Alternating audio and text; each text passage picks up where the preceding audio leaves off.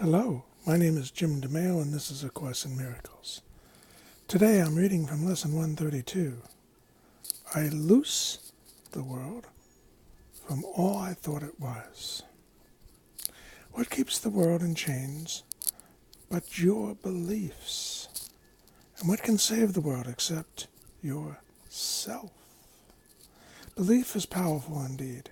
The thoughts you hold are mighty and illusions are as strong as their effects, as is the truth. A madman thinks the world he sees is real and does not doubt it. Nor can he be swayed by questioning his thoughts' effects. It is but when their source is raised to question that the hope of freedom comes to him at last. Yet is salvation easily achieved, for anyone is free to change his mind, and all his thoughts change with it. Now the source of thought has shifted. For to change your mind means you have changed the source of all ideas you think or ever thought or yet will think. You free the past from what you thought before. You free the future from all the ancient thoughts of seeking what you do not want to find. The present now remains the only time. Here, in the present, is the world set free. For as you let the past be lifted and release the future from your ancient fears, you find escape and give it to the world. You have enslaved the world with all your fears, your doubts and miseries, your pain and tears, and all your sorrows. Press on it and keep the world a prisoner to your beliefs. Death strikes it everywhere because you hold the bitter thoughts of death within your mind. The world is nothing in itself. Your mind must give it meaning, and what you hold upon it are your wishes. Act it out so you can look on them and think them real.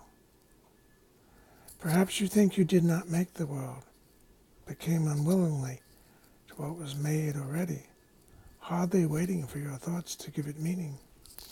Yet in truth you found exactly what you looked for when you came. There is no world apart from what you wish, and herein lies your ultimate release. Change but your mind on what you want to see, and all the world must change accordingly. Ideas leave not their source. This central theme is often stated in the text and must be borne in mind if you would understand the lesson for today. It is not pride which tells you that you made the world you see, and that it changes as you change your mind.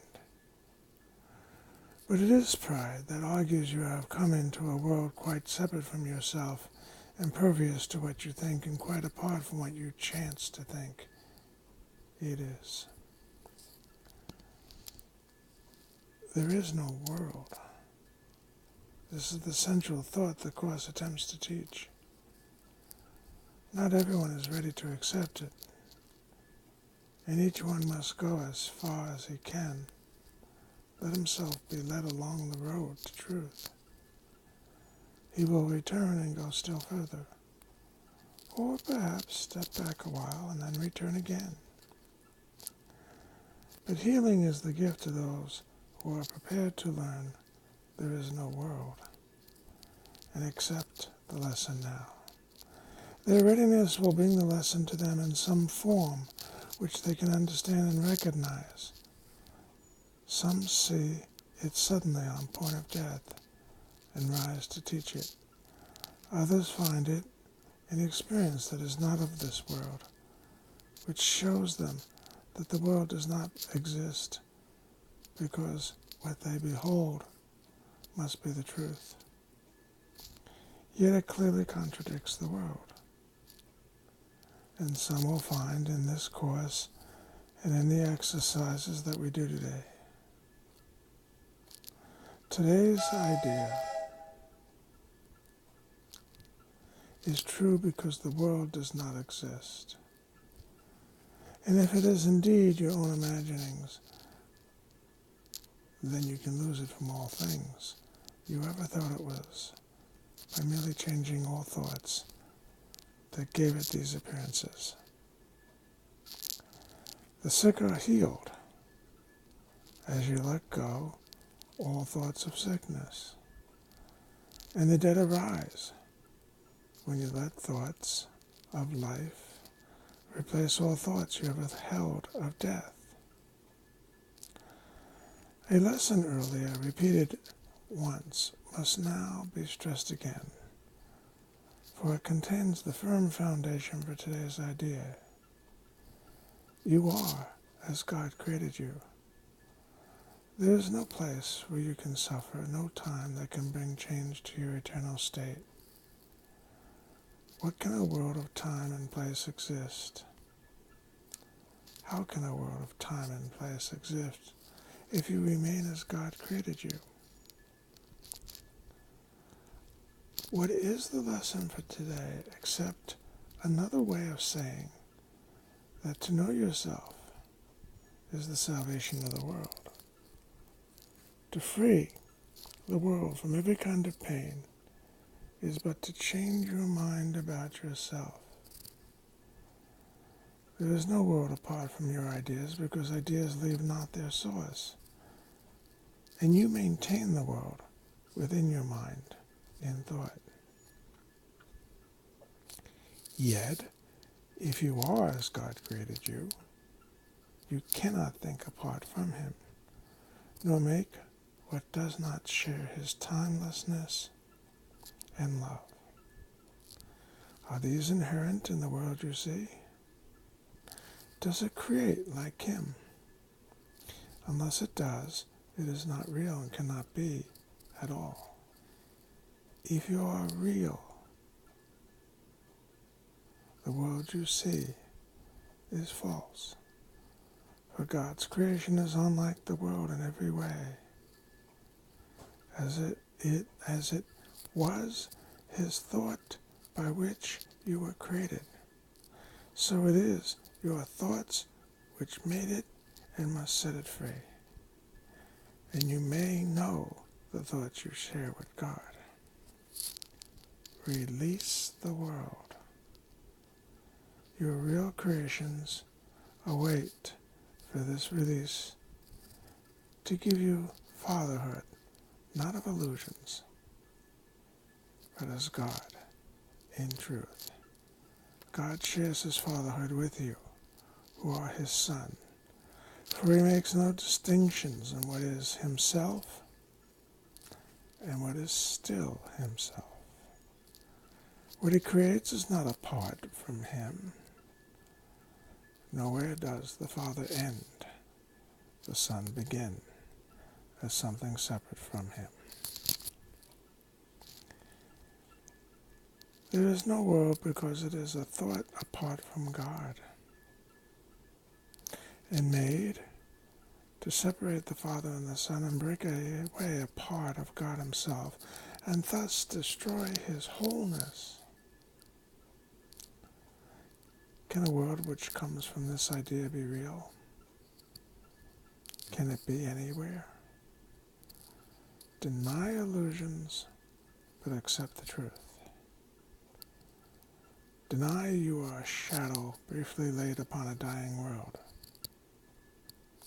Release your mind, and you will look upon a world released. Today our purpose is to free the world from all the idle thoughts we ever held about it, and about all living things we see upon it. They cannot be there. No more can we. For we are in the home our Father set for us, along with them. And we are as he created us, so that we might lose the world this day from every one of our illusions, that we may be free. Begin the 15-minute periods on which we practice twice today with this. I, who remain as God created me, will loose the world from all I thought it was. For I am real, because the world is not, and I would know my own reality. Then merely rest, alert with no strain. Let your mind in quietness be changed, so that the world is freed along with you.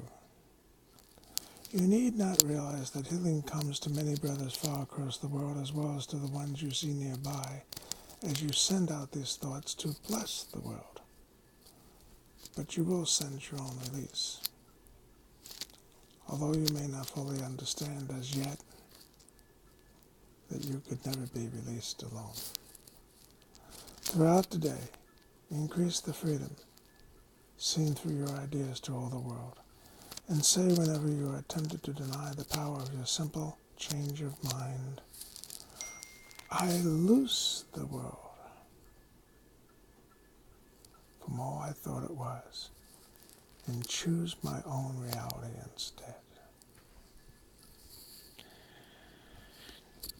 I find this very healing, very helpful to where I am right now.